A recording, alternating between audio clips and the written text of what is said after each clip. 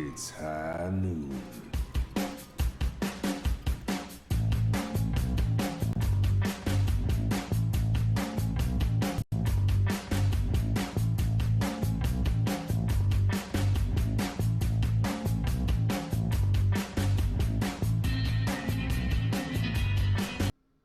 Welcome back, everybody, to episode 44 of FOWL Play, that is Fantasy Overwatch League Play. I'm Heebie-Jeebie. I'm joined, as always, by Teoyama. Teoyama coming off a real hot week of fantasy, unlike yours truly. I had a rough one. Saturday and Sunday were okay. Friday and Thursday were, not my best days. But, Teoyama, how's your week been outside of fantasy? How's things been going? Oh, well, things have been pretty nice, definitely moved up by fantasy, I had a Hmm. I had a pretty lit weekend, I would say. My buddy's in town and he's leaving town very suddenly, and another buddy's in town and he's leaving town very suddenly, so we did brunch on Sunday. Oh, the So, most lit is yeah, brunch. things happened, and Hmm. I may have kissed an old Hispanic woman on the cheeks and said, all praise to the Lord Most High and everything, but it was a Right. good time, and then I got to find out that I smoked everybody in fantasy, so that was pretty tight. The cherry on top, which, Yeah. I mean, I love fantasy for that very reason. Just one day it'll happen to me. Uh, that's a Michael Scott quote if I've ever heard one. But I did okay last week, so I'm still riding that high and pretending that it's still happening now. So Overwatch League, we are almost over. So we've talked a little bit in house behind the curtain about episode, like if we're gonna go into the postseason using Fantasy Owls format.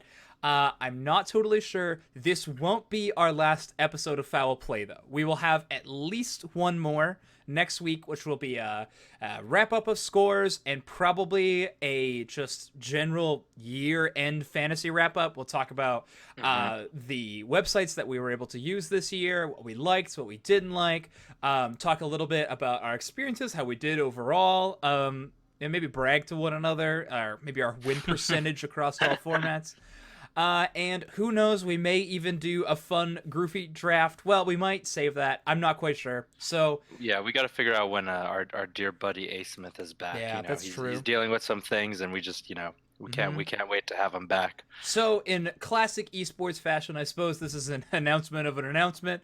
So, my apologies for that. But just, I want you to know, keep subscribed to this feed because this is not our final episode that will be upcoming. But we have a pretty exciting week of fantasy coming up. It is going to be only 2 days of Overwatch, and we're going to have a lot of repeat teams. So if you're playing on the highnoon.gg website, we've talked about this, I guess, two other times this season with these really short weeks when there are these homestand setups. Before we talked about do not blow up your fantasy team to score high here. Uh, for most of you, this is the last week of fantasy all year. So yes, blow up your teams to score well. I mean, that's my advice. I mean, destroy your team. Absolutely implode it. I mean, games start on Saturday, so the trade deadline's probably already over. So now it's just as soon as you click trade player, that player's going to end up in your roster. So if you're one game out from first place, like take it. If you want a Yep. perfect 20-0, take it because you never know when that one guy who hasn't been playing all year is going to turn on his computer and screw you out of a perfect season. So make sure you complete the shutout and get in there.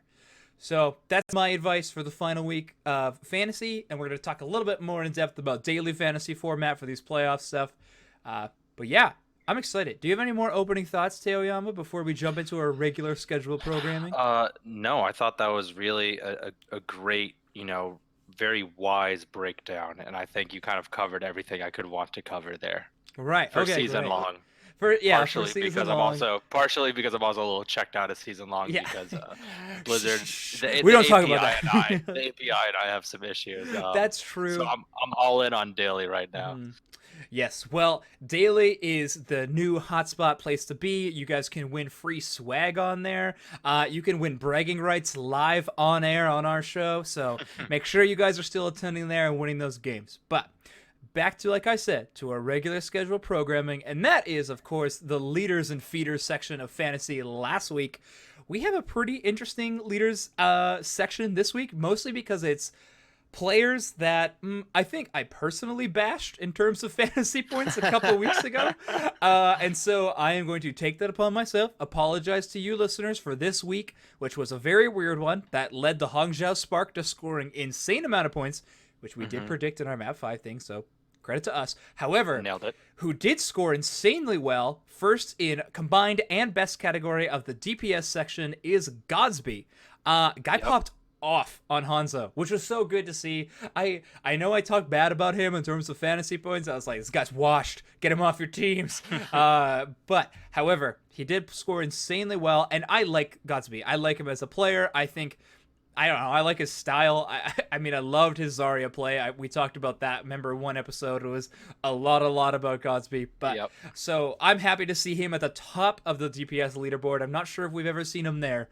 So super awesome to see. First in both combined and best. His score in combined was 278.65. His score in best was actually only 154.91, which seems kind of low but it's because we're out of the GOATS meta, and that's kind of a waving DPS average on highnoon.gg, but we've seen higher scores. So this actually was kind of a lower scoring fantasy week, interestingly enough. But anyways, I've talked enough about the god and his bee. Teo, why don't you take our second DPS player in the leaders section? So our second DPS player is another guy who was getting bashed during the GOATS meta because his Zarya was pretty inconsistent. But now that Widow's back and his team is back, it's and McCree a little bit. I feel like and McCree. Yeah, so it's Saya player, and he, you could tell it was coming. You could tell the storm was brewing these past few weeks because he's just been there clicking heads, and like that's where the eye test comes into play. You know, when you can tell that a team is working through one person, you're just waiting for them to have a bit more of competitive games, chances where he can actually do some damage and get that work done.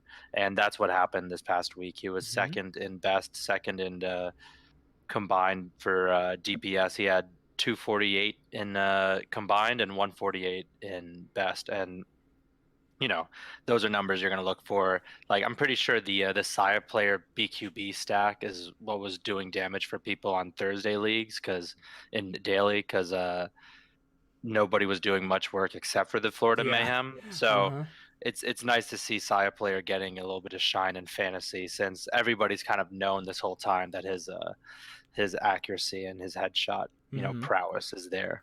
And if you are a frequent listener, and like I'm talking last season listener to Foul Play, Saya player may have been in your week one like drafts. Like you may have selected not high up in the rounds, but he was definitely like, he's on a bad team, but he's a DPS player that can pop off. I'm going to get him on my team.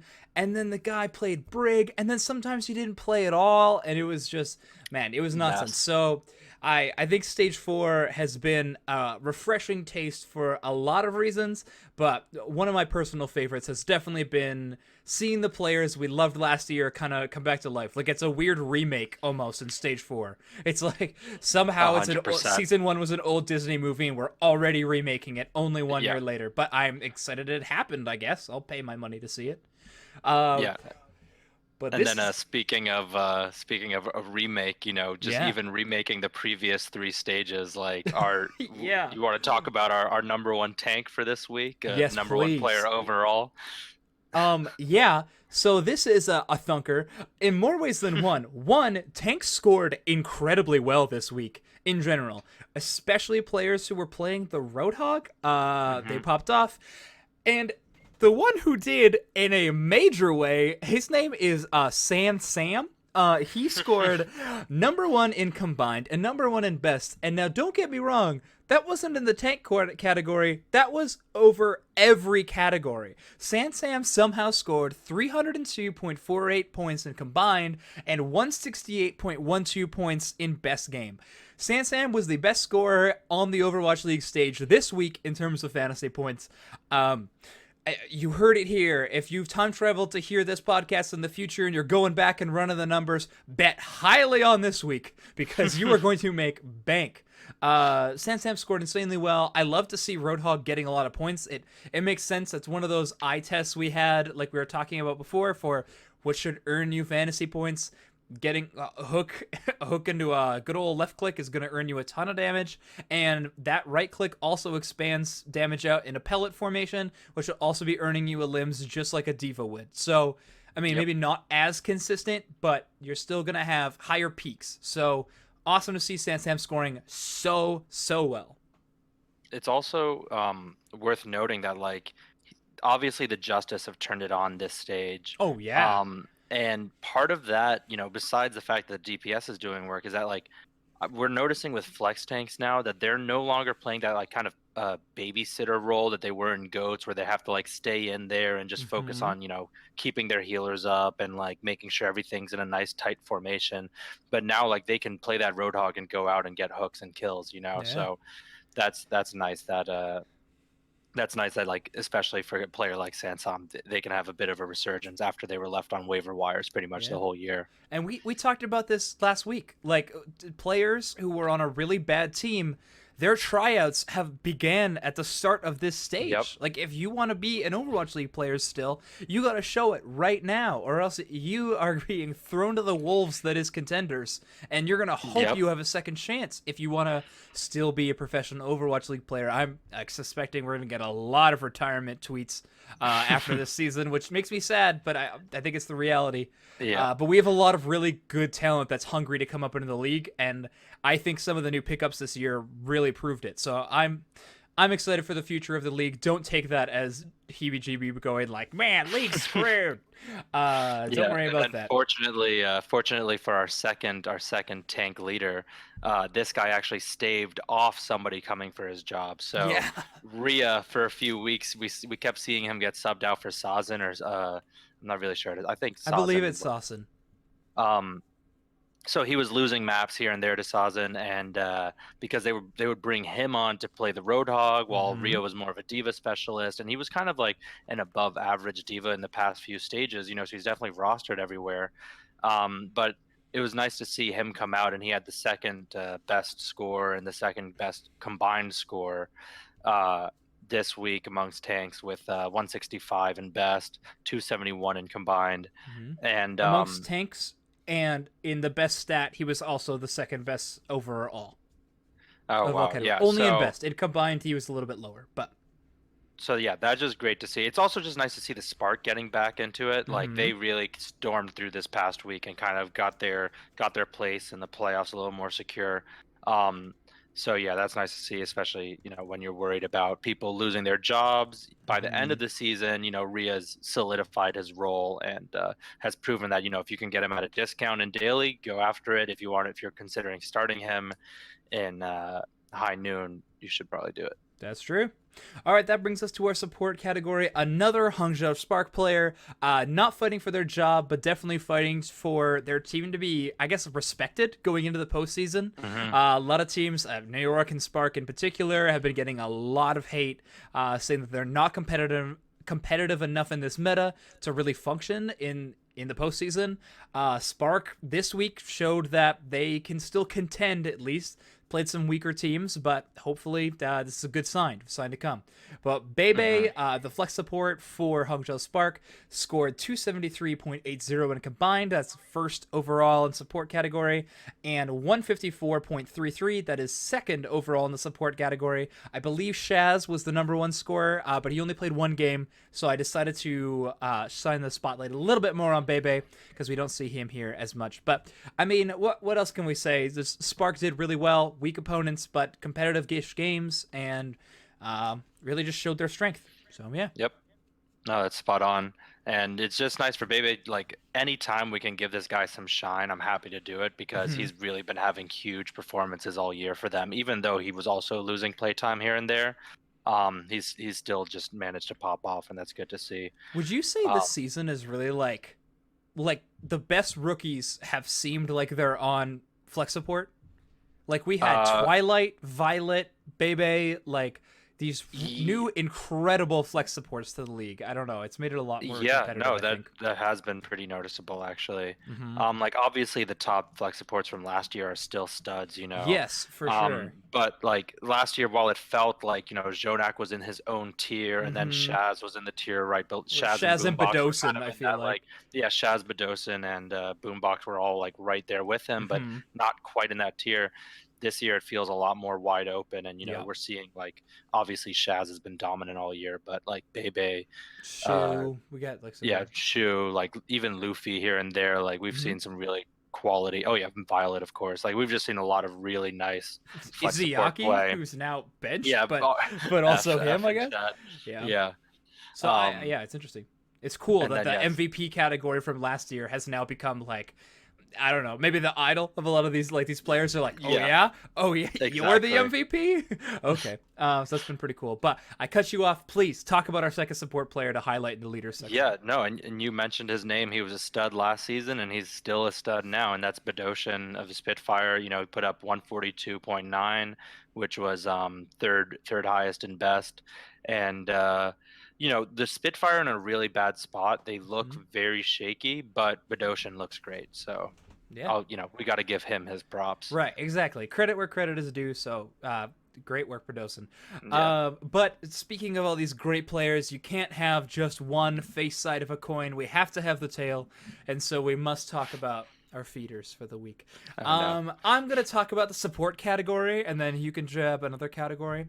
These are Beautiful. two players that have only played one game, so we don't have a combined stat for them. But man, oh man, was their one game poor. That is Shu of the Guangzhou Charge and Violet of the San Francisco Shock.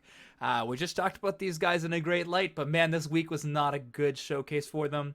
I wouldn't exactly say it was their fault. I would say it was their pylons that they faced. I mean, opponents that they had to go up against on stage. Man, oh man, Shu got 44.56 in a best game. That's a flex support getting that. That's half of like a main support average stat. Yep. Like that is abysmal. And I'm pretty confident Shu's not losing time to anybody. I could go Nope. back and check those numbers, but He's not. I don't think he's is. So that is terrifying. And then Violet got 86.34, so I'll give you double the points that Shu got.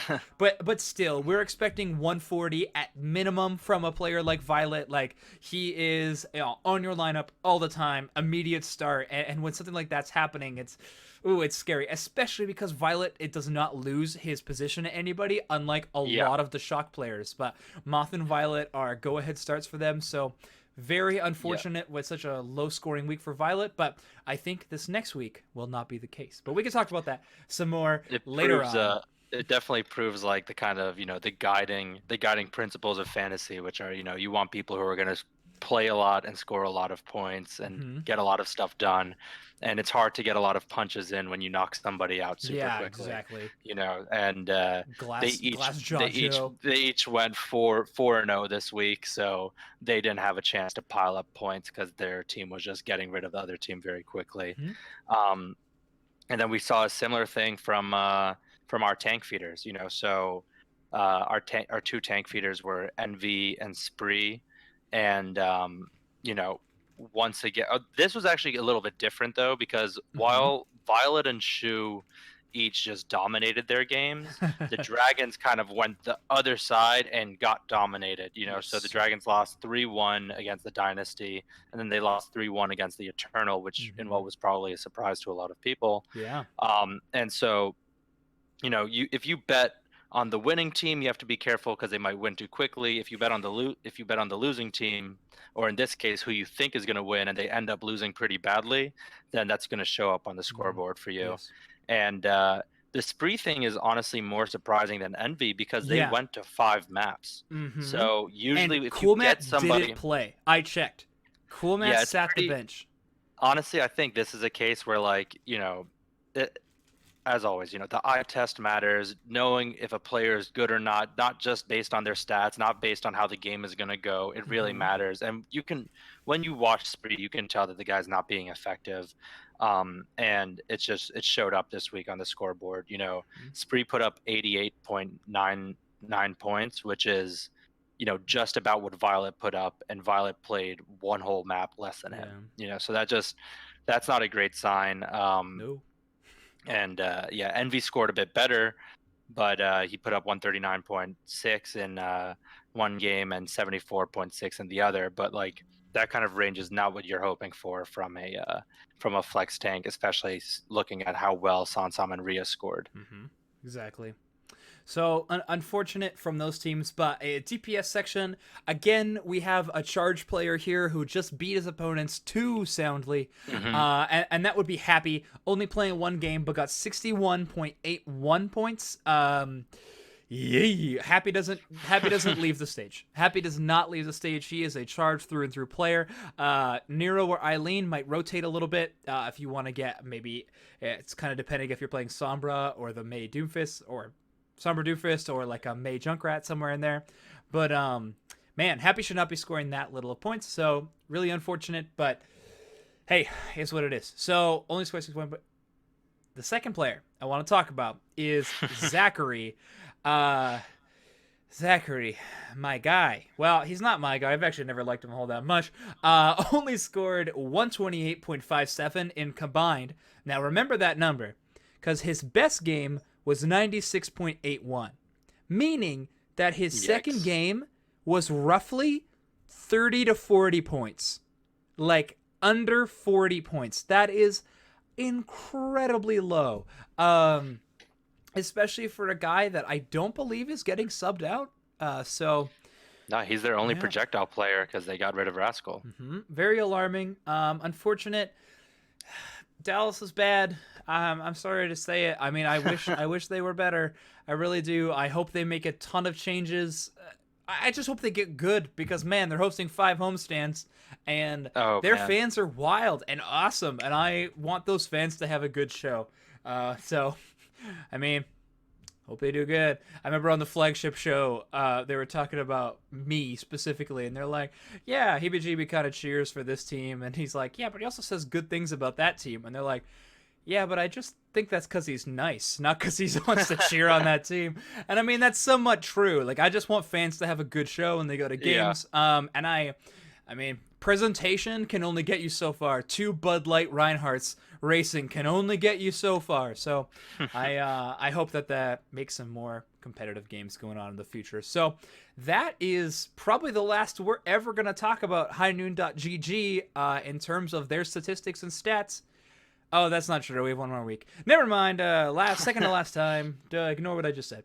So we're going to jump into fantasyable.com statistics, and we're going to talk about the Foul Play Friday. Still don't have a drop for that. Maybe one day. The player that won was certainly not me. Teo did better than I did, but still not great. We did not win on the Friday, but however, Jake Hoogie sure did, with a grand total of 1,178 points, 0.91. Really awesome game. Now, I need to look up his team name because it was actually really funny. Hold on, let me... Yeah, it should be pretty easy for me to find because I was number 2 on Friday. Oh, so, man, I was right there with him. I should not have thrown you under the bus like that.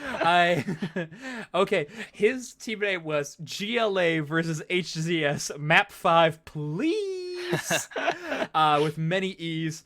And, well, his wish certainly came true, and the reason he named that team, if you haven't guessed it yet, is that he only played Gladiators and Spark players, and man oh man did it pay off. So congratulations on your bold and wild strategy, Jake.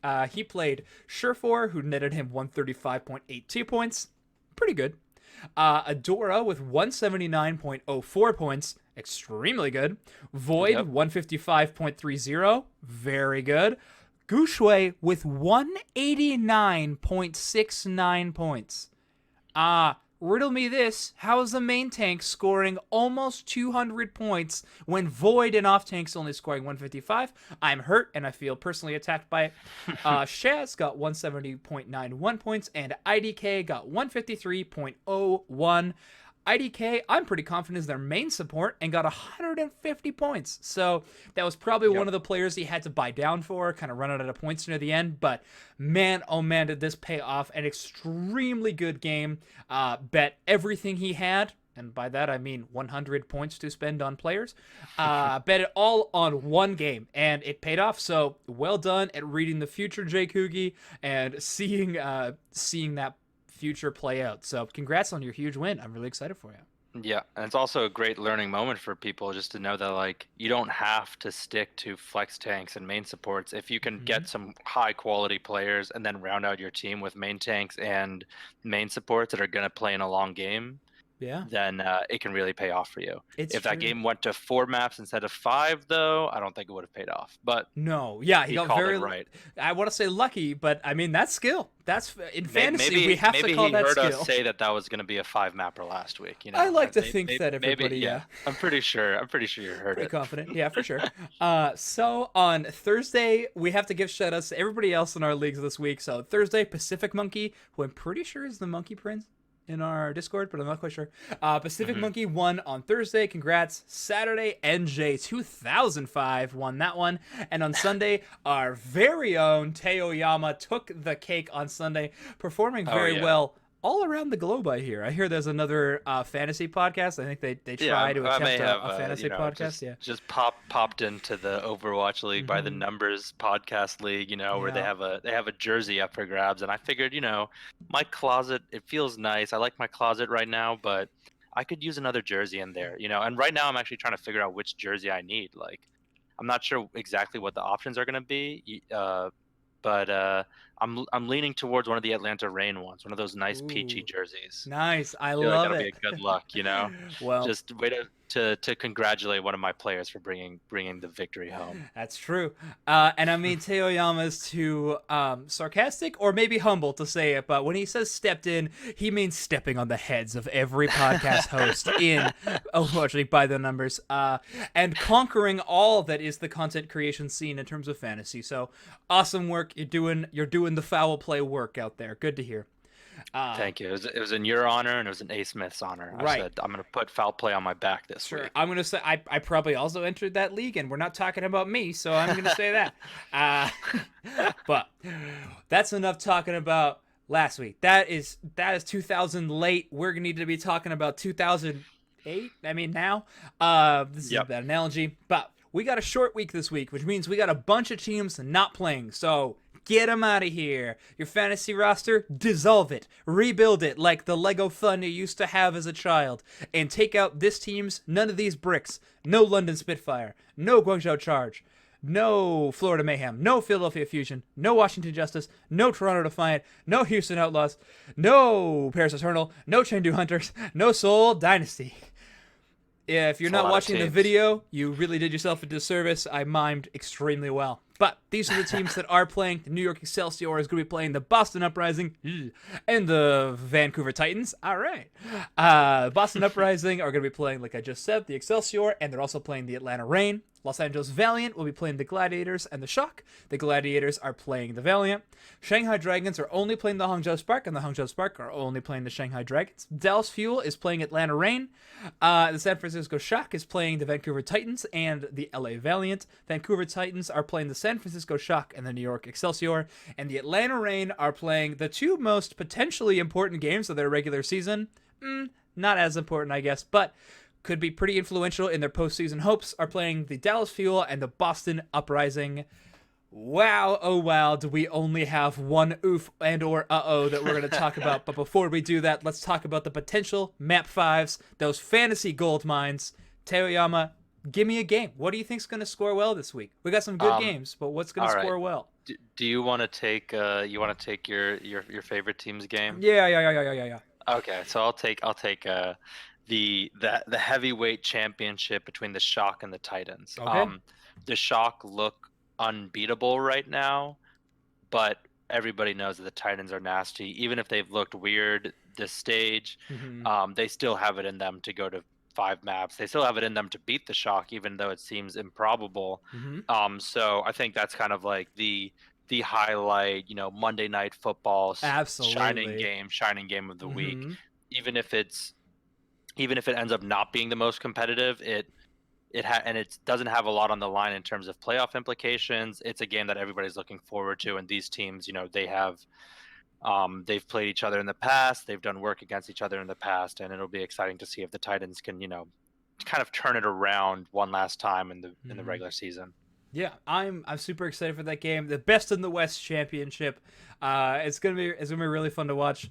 I mean, the Blevins and Deathblow talked about it on the flagship show. Like, this is probably our best rivalry in the Overwatch League because it grew organically. Like, we don't have, there's city-based rivalries and stuff, and they're fun. Like, I mean, I'm going to talk about one in a second that I think's awesome.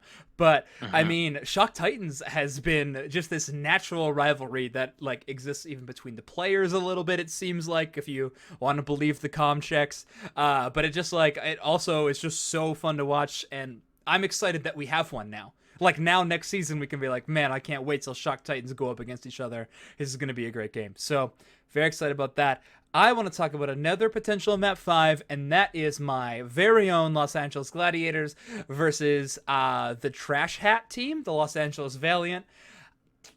Valiant are looking better, other than my disses, and this is the game that they need to win. They can also have the option of beating Shock later in the week, but I do not think that's a possibility. I hope it's not a possibility, but this is the game they're going to have to do it. I'll admit, Gladiators, I love them. They are a good team, but they are not what you call a clutch team. And so I worry about that, and because I worry, that means it could be really good for fantasy points. Valiant players have been this fantasy enigma all year in terms of their scoring potential, and Gladiators, it's been a little bit easier to see with your own eye test, but it is true that Gladiators also score extremely well in fantasy points. So I like to believe when two trains hit each other, it creates a bigger train. And that's not true, but in terms of a fantasy analogy, you're going to get a lot of points for playing these players. Forget my analogies. Taoyama, tell me about another potential Map 5. Yeah, no, I think that's pretty spot on. Both pretty big trains, inconsistent trains. If they hit each other, bigger, more inconsistent train. Yep, two trains equal one train. Hopefully it goes to 5. That's probably the most exciting. Outside of the heavyweight match, that's that welterweight that everybody's hyped for, and playoff implications run abound. So I'll take mine, my dark horse for a 5 mapper, and that's the Dragons versus the Spark. The Titans, took a step down this stage. The Dragons took a few steps down, to say the least. Yep. They have not really looked comfortable. Like, you think going into this stage, there's going to be more Widowmaker. DM's going to pop off. DM probably costs like 8 points on daily fantasy because he's not playing. Low. He's not playing any maps for some reason. But while that would make you think that this should be a stomp in favor of the Spark, because the Spark have looked good recently, I'm tempted to think that the Spark aren't quite as good as they've shown, and the Dragons aren't quite as bad as they've shown. So I think kind of this is going to be a game where both teams kind of return back to the norm a little bit. And we see that that regression back to the norm, and I think it'll be a competitive game where the Dragons trying to whip themselves into shape a little bit ahead of the playoffs, and the Spark try to continue cementing their playoff spot. Yeah, I mean, I'd love to see it. I have a little bit less faith than you do. Also, DM is 13 points. I just checked. Okay. I have a little bit less faith. I feel like this will be a little bit of a bottom feeder. People don't care that much. Probably practicing next patch kind of game. That I'm worried won't result in good fantasy points. But I guess we'll see. Going into next week. Another one we put on here was Excelsior versus Titans. This is easily the least confident I've been in a potential Map 5 in a long time. I want this to be a good one. This is one we haven't got to see in regular season yet. One that we've been looking forward to for so long. But Excelsior are looking really rough. Taoyama is desperate to believe it's because next patch practice has already been in place. But Titans aren't looking the top of their form either, so this could equal Map 5.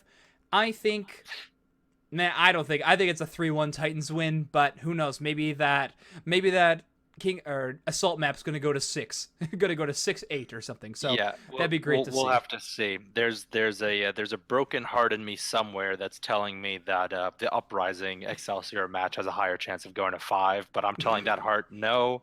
They're focusing on Sigma. They've been practicing Sigma, and it's all going to be great. Is there a Boston versus Excelsior match this week? Did I make that up? I thought they No, scheduled you did. You are correct. So Yep. I'm gonna add another potential my two uh-ohs of the week are Boston versus Atlanta. Guys, Boston is looking like easily one of the worst teams in the league right now, and Atlanta needs every win they can get, despite coach tweets about practicing next patch, which I actually think is probably the better call. But man, oh man, I don't think Boston, if they played this patch for another month, they could beat this team. So I think that Boston loses to Atlanta here in a major way. And I guess also that Boston loses to New York for the same reasons. I don't know. Yep. I don't have more reasons. All right. So Insane. Mhm. Boston is so weird, dude. it's true. You get rid of your main tank. He goes somewhere else, does well. You get a new flex tank. Get rid of your old flex tank. Get a new flex tank. Bench Yeah. that flex tank. Move your DPS to flex tank. Boston is a mess. Boston is a market, and it's a crime, a criminal crime. They're not sponsored by that restaurant, but it is the Boston Free Market. That's what they do.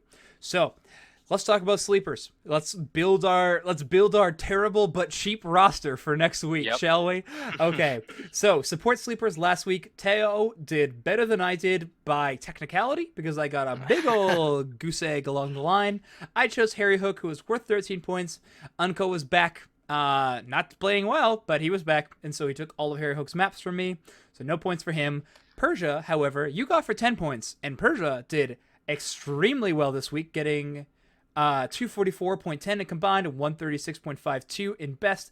By the way, we're taking these scores from highnoon.gg just because we couldn't find them in the foul play thing, but that's our fault. My apologies. That's just for Persia, though. That's just for Persia. I got some scores for the Okay, others cool. just Okay, from cool. looking at people's teams in Yes. in Fantasy L. Cool. Yeah. So, by the way, I just want to say it's my fault, not a fault of the website. That was my apologies. But anyway, Persia scored really well. My sleeper for this upcoming week that I would consider putting on a team, I will put it on my sleeper team, and that's going to be Moth. The main support for the San Francisco Shock only costs 13, so he's at the upper limit of our cost analysis for the sleeper section. But, however, IDK showed that your supports can play extremely well when they hit map 5, and I want to believe, I'm desperate to believe in the Vancouver versus Shock rivalry, and I want that game to go to 5 so bad. It's a game I've been looking forward to for a long time. Super excited to see it, so let's put Moth and let's see if he can net up some good points. Yeah, and mine I'm not as excited about. I'm going with Persia again because flex supports score well. He only costs 10 points. And if Boston is going to continue being silly and continue having Aim God on the bench, then whatever. I'm gonna follow along, and I'm gonna take those cheap points from Persia. Will I have him in my lineups? Probably not. But if I need to, I will. If I'm in a pinch and I have this great lineup with only 10 points left, yeah, I'll put Persia in there in hopes that Boston continues to be silly and plays him over Aim God. Pretty good hope. We haven't seen Aim God in a long while, but I guess Yeah. we'll see. And who knows why. But Yeah, exactly. And then I also wanted to toss in an honorable mention. So we capped this at 13 points because that's pretty bottom of the barrel. Really nice, bargain bin stuff there. Mhm. But Luffy on the Shanghai Dragons only costs 14. And if that game is actually competitive between the Dragons and the Spark and he gets all the minutes, then he can put up a ton of points. Like, that's a great deal, and I'm definitely going to have him on some teams for that day. Yeah, I'm less confident again, but you're also the one that won 2 different leagues on Sunday. So hats off to you, sir. I agree with the pick. So, tank sleepers this week. Last week, you picked Pakpo, who was a main tank, was only 13 points, and got you 134.8 and 152.5 on 2 different days. I chose Gamzu. Dragons looked like they couldn't breathe on land this last week. Yep. Got 84.7 points this week. I mean, that's not even technically horrendous for a main tank, but man, it's not good. So Gamzee really fed. Unfortunate, but Teo, that means you get to pick first this week. What are you doing? I'm going Pokpo again. I think There's got to be a rule against this 134. somewhere in the foul play lines. You Is there can't is choose. there a rule against it? Yeah, I've been waiting for him to up the score, up the cost of these guys, but they haven't been upped. And Mm-hmm. I mean, if there is a rule, I'm happy to change. I'm happy to alter. I do have some other options actually. Nah, it's fine. You're So good. I could throw somebody else in there, but I think from the way that Pokepo's been playing, like he's a very aggressive main tank, and I Mm-hmm. think that that helps on the points in the points regard, you know. Cool. So I'm happy to go with him again. He only cost 13. He put up, you know, an above average week last week, and if you can get that for only 13, then you're pretty set. Awesome. Cool. Good pick. Yeah. I'm a big fan. Okay, mine is a little bit spicier. Get out the whole rack. We're gonna need time. We're gonna need oregano. I am choosing a 5-point player, which is, I believe, the lowest amount of points you can get. Uh, his name is Mickey.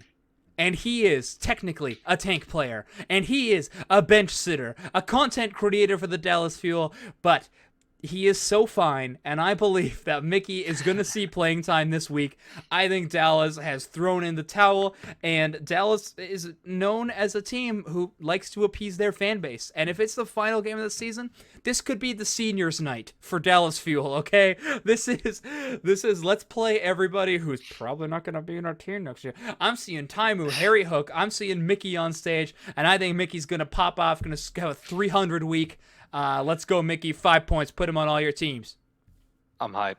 I'm hype. He Hype, got some hype. play time last week. This is where True. he takes it to the next level. That's true. It gives me 1 ounce of credibility for this terrible, terrible sleeper pick I just made. So, yes, thank you. All right, for our DPS sleepers, last week you chose AKM, who was 13 points, got you 100.9. I chose Young Xiaolong, who was only 11 points, so keep that in mind. But only scored 88.2, so we did see some playtime, but not enough to make my sleeper pick worthy of seeing your roster lineups. Unfortunate. I'm hoping to change that this week. Teo, who are you choosing for this week? I'm not happy about this. I think the DPS under 13 or under 14 are really, really rough this week. Yeah. You're pretty much banking on if you want to get a talented player, then you're banking on them getting subbed in over a more talented player, you know, somebody on the Titans or something like that, or somebody on the Excelsior. But I chose a guy who's going to get minutes, and that's Color Hex on the Uprising. He only cost 13 this week. There is a world in which things turn around and Boston looks at this New York rivalry with fresh eyes and boom, Color Hex pops off. Do I think that world is likely? No. I think it's more likely that you need to pay up for your DPS this week and pay down for your sleepers and for your supports and tanks. But yeah, Color Hex for 13. I'm taking it. All right, I see your Boston Uprising player. I see that choice. And I raise you 1 Boston Uprising tank. I mean, he's technically a DPS player, Blase. He's only 12 points, and if we're going to see any rise in certain play, that's going to be your off tanks scoring a little bit better, and he's the one playing that Diva Roadhog role for Lord knows what reason. But I'm hoping that it results in a decent amount of points. I think Boston could technically make this New York match competitive. I'm not confident in it, but if he's only a 12-point player and he's mixed rolled, sometimes that can net you in a few extra points. So I'm choosing Blase because it seems like Stellar is their go-to player in their other DPS slot beside Color Hex. So let's go Blase for 12 points. Yeah, I could dig it. I think, you know, yeah, we're all in on Boston because they cost nothing. They cost nothing because hey, if you got to fill out your roster nothing. somehow. Yep. That's true. You got to do what you got to do when you're building from under 13. So thank you so much, everybody, for listening to another episode of Foul Play. Remember, we still have one more for sure locked in episode. We may have a bit more extra content for you at the end. But guys, we are headed into the off season. We're heading to the end of the year. So now is the time. If you want to tell us what you want from the show, do you want more? What do you want to see different? Do you have an idea for a segment? Literally anything. We want to hear your feedback. So let us know in the Discord channel. In that Fantasy League information is probably the best way to get us. At Teoyama or HeebyGB in any of those Discord channels, you could find us. We're on Twitter at HNP_FOWLplay. Tweet at us if you want to talk to us about anything fantasy related, and we'll let you know what's going to be happening for our end of season stuff. But that's enough of me rambling. Thank you so much for listening. I have been HeebyGB. That has been Teoyama. Thank you so much for joining us, and we'll see you next time. Play Boston. Play Boston.